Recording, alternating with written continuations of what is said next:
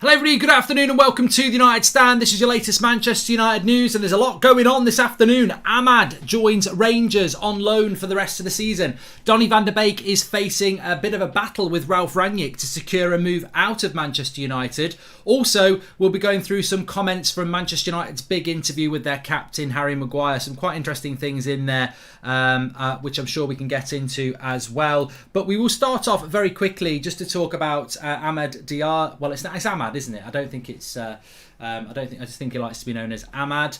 We brought him in from Atalanta under Ole Gunnar Solskjaer about 18 months ago. We've seen little glimpses of him, but ultimately the loan deal was always going to happen. Rangers is quite a surprising one. I'm relatively happy with this. I think it's better than going to was it Belgium? They were on about sending him to Belgium, or no, it wasn't. It was Holland, wasn't it? It was Feyenoord, Netherlands. Sorry, I always call them Holland. Ideally, I would like to have seen Ahmad go to the Championship because the league is very competitive. It's relentless, and I think it's a great place for a player like Ahmad to go because physicality, stamina, etc. But having said that, the Scottish League ain't terrible in relation to its physicality and intensity, and I think he gets to play a bit of European football as well with Rangers, because I think they are in the Europa League, aren't they? So yeah, it's not a bad move. It's not a bad move, and the alternative was that he doesn't go anywhere and doesn't get any game time and just ends up training with United's first team, which I've said many a time on this channel I'm not for. I don't think that helps anybody. So relatively quite happy with that. It's another deal that we've got done. It's not as surprising as what's happened with Martial, what's hopefully going to happen with Donny and Jesse. We expected Ahmad to go. We expected him to go back in August, but obviously got the injury that prevented him going to Feyenoord. So again, it's another United player going on loan that we need to keep an eye on. So I'm looking forward to it, definitely. A lot of people mentioning Kent in the chat. Yes, I've got to get my suit on. 3 o'clock today on Twitch, United Stand FC in the final of the FA Cup, a season-defining game. And links in the video description for the Twitch channel if you want to get over there. I'll remind you again. But into reality, Ahmad joins Rangers. What are you thinking about that? I think it's a good deal. And again, as I said, another player that we can monitor. We've got so many to monitor now. I'm gonna have to draw a little Excel spreadsheet. We've got Garner at Forest. We've got Laird at Bournemouth. We've got Ahmad going to Rangers. Got Sevilla with Marseille. I'm going to get back into European football again. I didn't post COVID. I just really haven't picked up much interest in the European leagues, but I think we're going to have to now. But going to bloody have to now. But Ahmad to Rangers is the breaking news in the last hour. Other than that, it's been quite quiet, to be honest. United have released this Harry Maguire interview, which we will go through in a moment. But I want to talk about Donny first of all. Not on topic, so pardon me, but let's root for Declan Rice and Jude Bellingham as incoming signings in the summer. That's not going to happen, Mott. Not going to happen. Jude Bellingham's not going to leave Dortmund in the summer. Haaland's leaving Dortmund in the summer. That's what's going to happen there. They won't let Bellingham go, and Bellingham won't go yet. He might go in the summer after, but I wouldn't. I'd love Jude Bellingham to come to United. He did make the right move for his career by going to Dortmund, because Ollie would never have picked him as much as Dortmund did. So he's made the right decision, but I don't think actually he will end up coming to Manchester United. Let me give you an update on Donny van de Beek then, because there's a bit of an issue here, and I do think that when you are analysing football and opinion and whether you think somebody's good or bad, I like what Rangnick's doing. I don't like what I'm hearing about Donny van de Beek. Effectively, we've got a few updates to bring, but ultimately Ralf Rangnick wants to keep Donny van de Beek at the club because he's got limited midfield options. This is something I can't get on board with Ralf. He's been at the club long enough to have given Donny van de Beek some minutes. I think in the Premier League, Donny van de Beek's minutes are appalling. I don't think he's played 90. I'm not even sure if he's played 45, but he's not played hardly any minutes. You cannot keep a player who's been... And look, it's not totally Rangnick's fault, but you cannot keep a player who's been treated appallingly over the last 2 years, who has his own career to build. You cannot say, you're not going on loan because I need to keep you back as a midfield option. Even though I've not used you yet, I just want you there in case. Bollocks. No, you can't do that, Ralf. At the end of the day, what needs to happen is Donny needs to go, and if you're short on midfield options, you go and get one from the board that won't give you one. And that's the crux of the problem here. Ralph Rangnick wants a midfielder and the club won't get him one. So therefore he doesn't want to let Donny go because he hasn't got many midfielders. But he doesn't want to use Donny because he hasn't used him anyway. So just let Donny go. It's bloody ridiculous. And I don't back Ralph on this at all because he's shown no interest in using Donny at all. So he shouldn't be able to just keep him as a security blanket and not use him.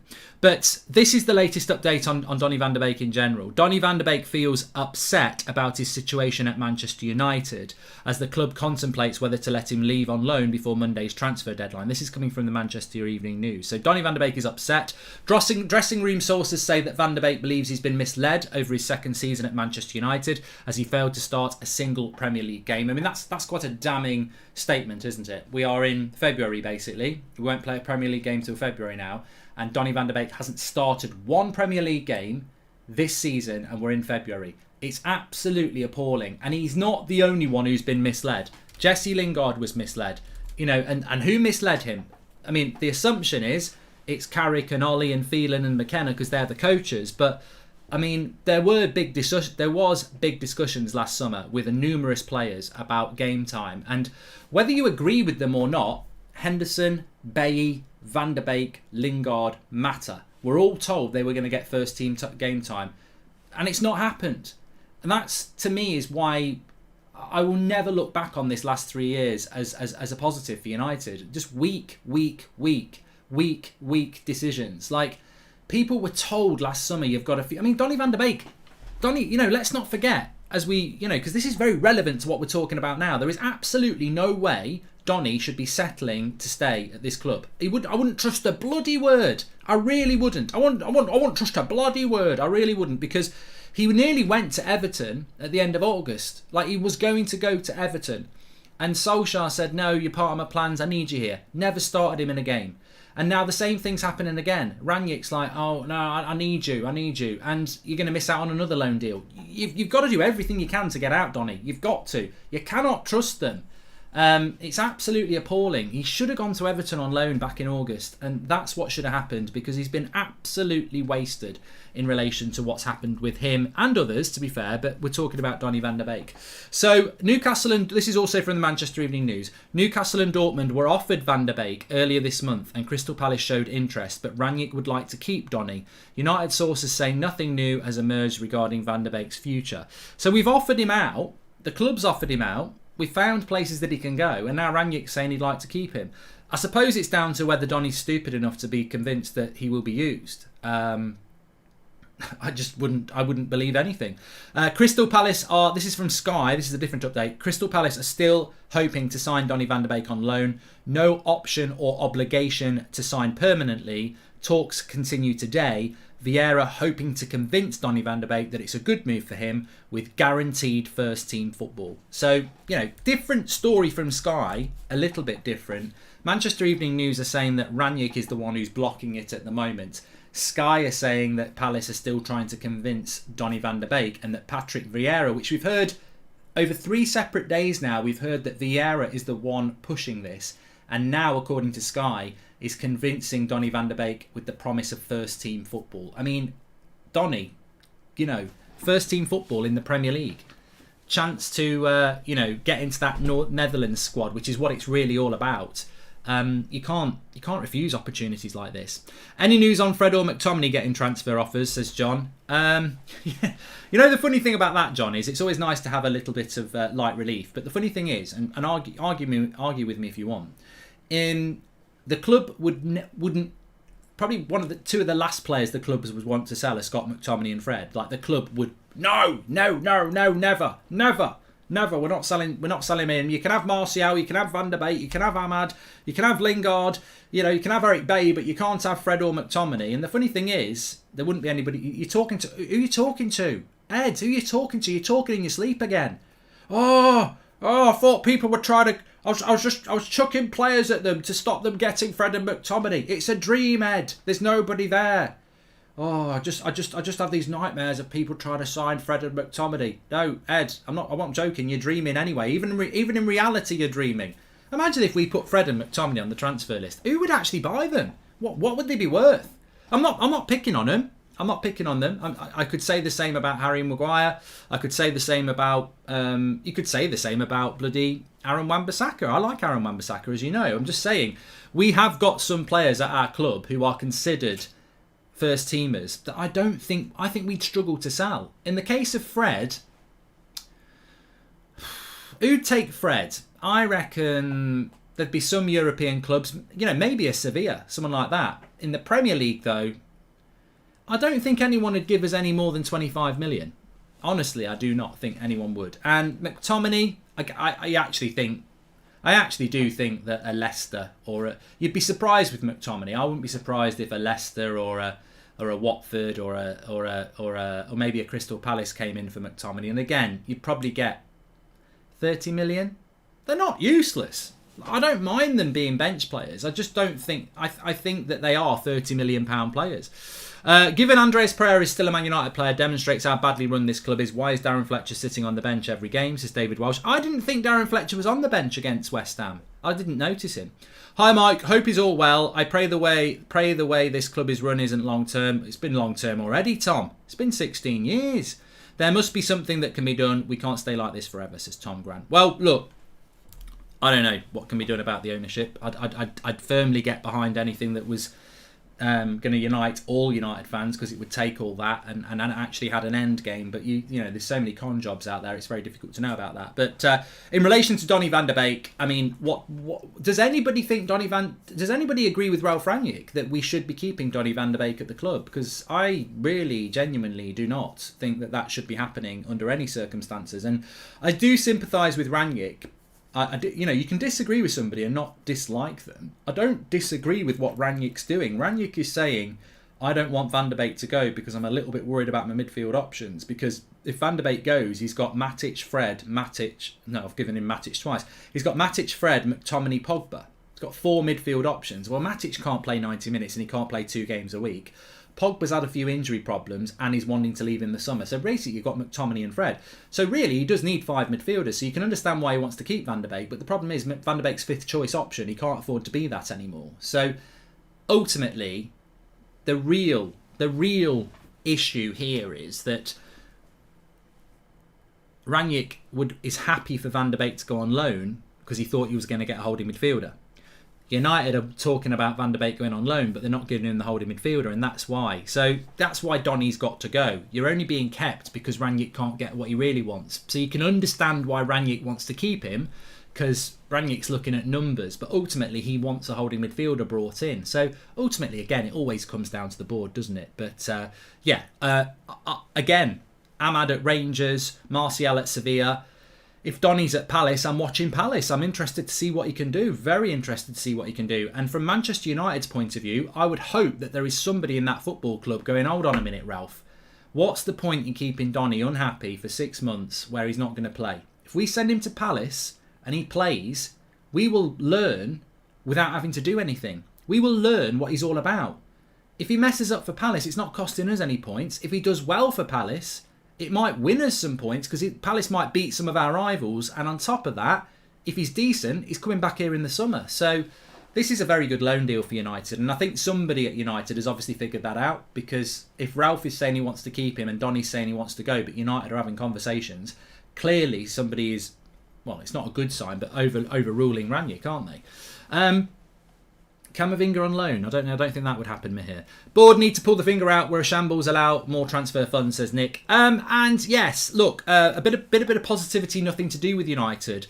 Adama Traore is going to join Barcelona. Now, I genuinely thought, and I think a lot of people did, he was going to join Spurs. And whatever you think about Adama Traore, I know someone thinks he's a load of crap, but I think Adama Traore is a very dangerous player who is capable of getting a lot of assists and changing the dynamic of a team.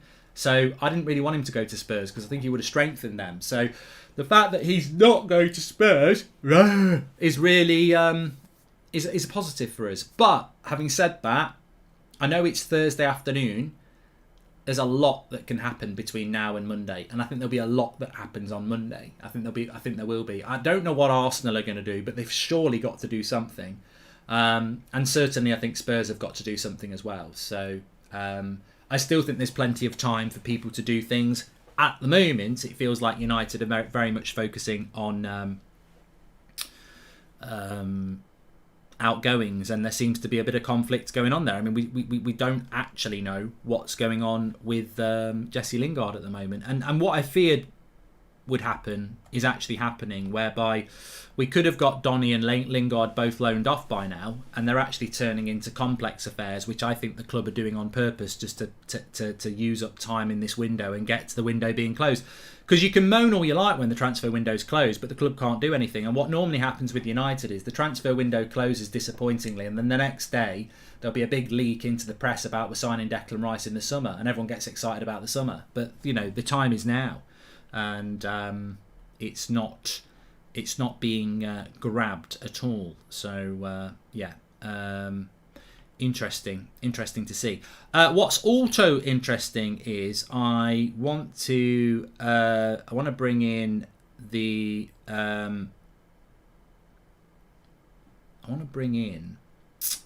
quotes from Harry Maguire. This is going to look.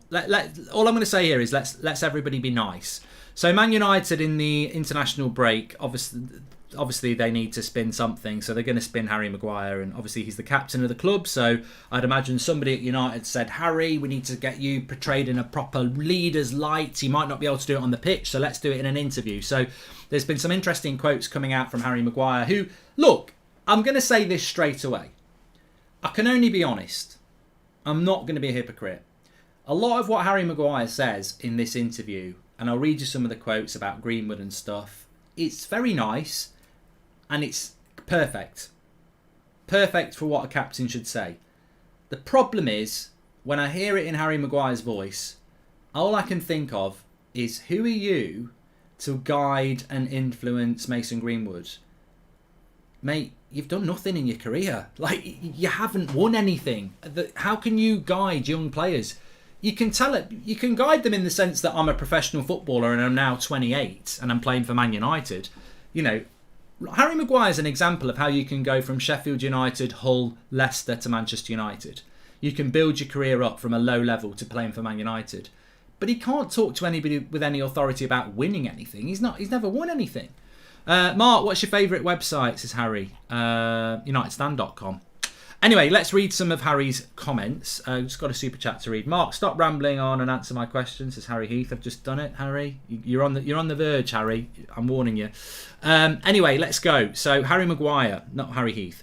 He says, we're all here to win football matches, and the better players we have in the squad, then the more competition there is and the more opportunities we have to win games. Obviously, I'm the captain of the club, and when players make their debuts, I feel a big responsibility to help them and speak with them, because I know what it feels like as that young boy. I was there a few years ago now. I mean, I presume he's just talking about making debuts there. There are nerves and there are pressures with playing for a club like Manchester United, and on and off the field, it's really important for us senior lads to guide these young players and give them the best opportunity to go and perform well. We give them youngsters those words of encouragement, and we also put a lot of demands on them too, especially in training. We expect them to work hard and to get stuck in and not be afraid of anybody or anything, and to play with no fear. I mean, these are all great comments if you're not stuck in the problem I've got, is that Maguire's been crap for most of the season. So it's really important that they keep working hard and pushing, and we've got a lot of senior lads at the club now to help and guide them and help them improve the squad, which is the ultimate aim for us. Of course, when you are playing and you want to be successful, you have to have competition for places, and you have got to have a good squad with depth. I think we have all seen Phil Jones coming back from 2 years out, and he was outstanding when he played. It made me really happy to see him back out on the pitch. I'm good mates with Phil, and I have spent a lot of time with him when he was injured and going through some dark times. When Jones was back on the pitch, I was obviously in the stand injured, but the way he performed, he was the best player for us that day, and I'm really pleased to see him back out there because he's worked so hard after that last couple of years. He's now back fit, ready to go and ready to play games. There's a few quotes from Harry Maguire there. And look, whether you like it or not, there is obviously I think United can think they can solve a lot of their problems with hard work. Harry Maguire mentions it about 4 times there in 5 different quotes. Hard work, hard work, hard work. Got a bit of message for you, right? Hard work's not going to take you to a title. It's part, but it's not. You can't just have. Ollie used to talk about it a lot. Like, hard work will not win you a title. It won't. You need talent. And I think I don't come at this from a position of agenda or, toxicity or anything like that. I'm at peace with where United... I'm not happy, but I'm at peace with where I think United are. And what I mean by that is I'm far from happy and I'm quite worried, but I have come to terms with what we are as a squad, and that is not good enough. And they can work hard as much as they like. They can go and do a marathon all week in Dubai or whatever, but you're not going to... The quality of players are not good enough to challenge where I think United should be. I think fourth place should be ours. We've got the better squad. We've got the better players than Spurs and Arsenal and West Ham. We should get fourth place. And it feels to me that this season will be celebrated. People are saying, if Rangnick gets fourth place, give him the job. And I'm like, this is what, well done, the Glazers, you've won. Like, our fans actually are excited about us getting fourth place, like it's a major achievement.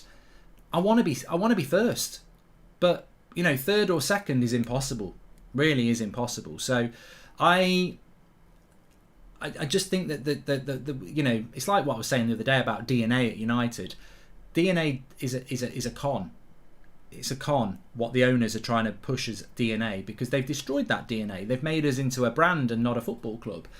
In relation to hard work, we hear about hard work all the time, and I think, again, it's a con job, because what it makes you fall into the trap of is if you watch United play against Burnley or Watford in the coming weeks and you see a player running around working hard, you're going to think that's a good performance, because that's what this is all about. It's almost like, look, I don't know how clever United are in relation to spin and everything like that. We did hear, remember a few months ago, Gary Neville called it out that United had employed this person who, basically was telling players how to tweet to manipulate popularity, sympathy votes, etc. So, nothing's impossible in the modern world as to how you can try and influence. And I don't know whether it's done on purpose or not, but I'm quite tired of hearing about hard work. All we ever hear about is hard work, and I get sceptical about it, because I think, is it just a big con job? Is it like, well,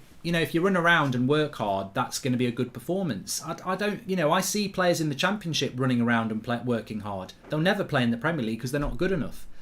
Working hard is important in any walk of life, but in a Man United shirt, it should come as standard. It's not, if you're holding up your little FIFA cards and you've got shooting, passing, tackling, pace, stamina, you don't have work hard. There's no scored. There shouldn't even be a score for working hard. Imagine that. Oh, Messi's got 99 ball control, 92 shooting, and work hard is 72. Work hard should be 99 for everybody. You live in the dream. And we seem to focus on work hard. I'd rather we focused on talents and development and better players and a better style of football. Work hard has become a buzzword for, well, actually, you know what it really does? This emphasis on work hard actually exposes the fact that our team hasn't been working hard, in which case that's appalling. When you put it like that, it's actually embarrassing. The captain of our club has never won a thing. Even Arsenal's captain has some trophies, says Aaron. Well, that's not Harry's fault. I think he spoke quite well, but, ultimately, I don't think... I'm not going to flip-flop like some people will. I mean, I've seen so many people over the last 6 weeks saying that Harry Maguire shouldn't be the captain. He plays well against West Ham and everyone's like, I mean, as a footballer, he might have a future at Man United, but for me, I just don't think he's a very good captain. United board, it's about drive, it's about power, says Josh Thomas. But he can't do, he's not going to have the captaincy taken off him, and you can't criticise him for coming out with an interview like that, which the club have clearly decided is a very good time to come out and do it. But again, it's typical of the club. They've completely missed the boat. I mean, I often do feel sorry for some of our players, because that interview from Harry Maguire comes out today. Now, is it a good time to drop an interview about a captain that some fans are uncertain about a player that some fans are uncertain about, in a time when fans are getting a little bit pissed off again about the lack of ambition from the football club in relation to bringing a midfielder in, and the lack of competence in moving players like Lingard and Donny on? Is it a good time to drop an interview from the captain to try and boost morale? No, it's not. But United, in their wisdom, think it is, and it's not. Hi Mark, is Donny loan confirmed, says Mikael Roach. Not at the moment, mate. I mean, I'm hopeful. I am hopeful that it's going to happen, but as of now, no, it is not confirmed at the moment. But we do have an update from ESPN. Rob Dawson says that Ralph Rangnick is relaxed about the prospect of also losing Jesse Lingard, Donny van der Beek and Ahmad plus Martial because of the emergence of Anthony Elanga. So, you know, there's a different spin on it. And Martial's gone to Sevilla, Ahmad on his way to Rangers. United still open to both Lingard and van der Beek leaving before Monday. The emergence of Elanga and Pogba's recovery have eased Rangnick's concern about the size of the squad. Yeah, I mean that doesn't do you wonders, does it, for your confidence that we're actually going to buy anybody in the next few days? But I did say this, I have to repeat it. I did say that if we beat West Ham, that might not have a good impact on us buying a player in this transfer window. I cannot prove it because I can't send us into an alternative reality. But I think if we'd lost to West Ham last Saturday, we would have bought a midfielder this week.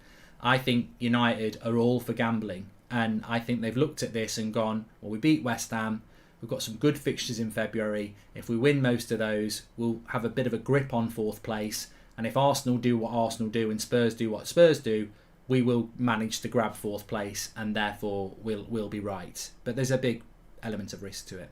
Goldbridge Jr. says Weghorst to Burnley in real life and waiting for Goldbridge to PR spin about the sliders, says Goldbridge GR. I don't know what you're talking about, but yeah, that is a little bit like my FIFA career mode with Weghorst and Burnley. Please smash a like on the video, by the way. It's Harry Potter character to Burnley, says Captain. Ollie needs to go. I don't know, Ollie's already gone. We don't need to talk about him. And you reckon we're making a mistake letting Guimarães go to Newcastle, says White Noise Design. We're not making a mistake, mate, because we were never in for him at all.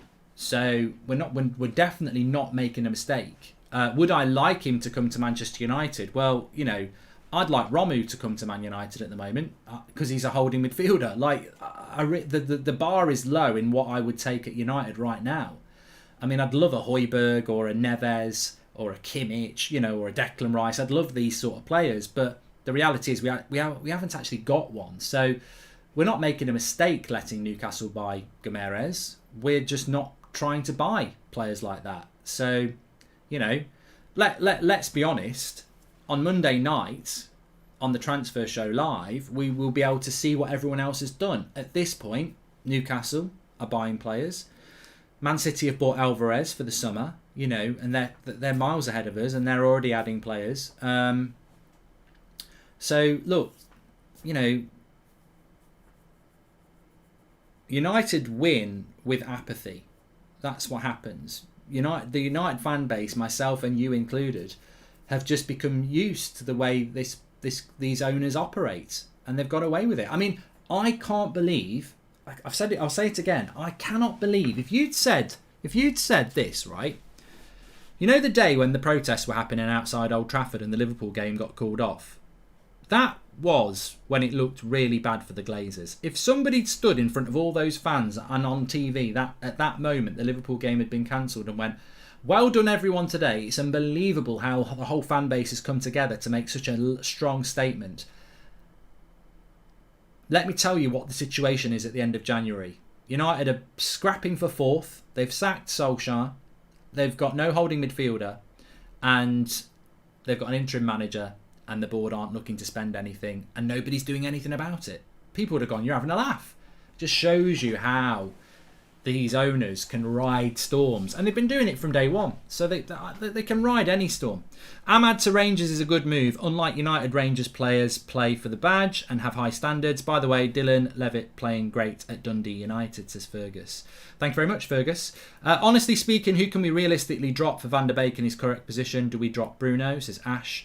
I think Donny at Palace will answer these questions, because you will get some United fans who don't think Donny's good enough. You'll get some United fans like me who think he's not been given a chance.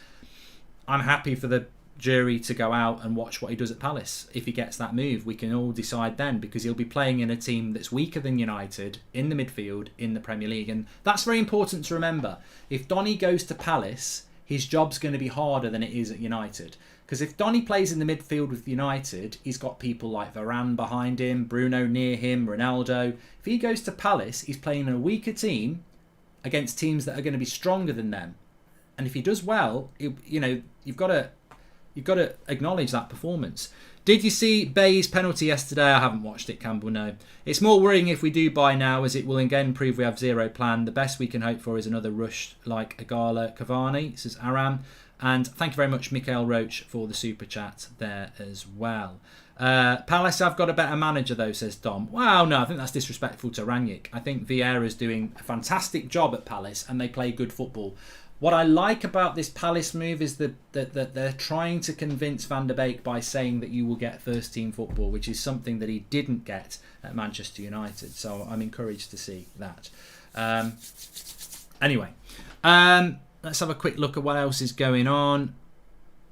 Somebody's at Wembley already for the final. When are you going to put your suit on? Yeah, I know, if you know, you know. If you know, you know.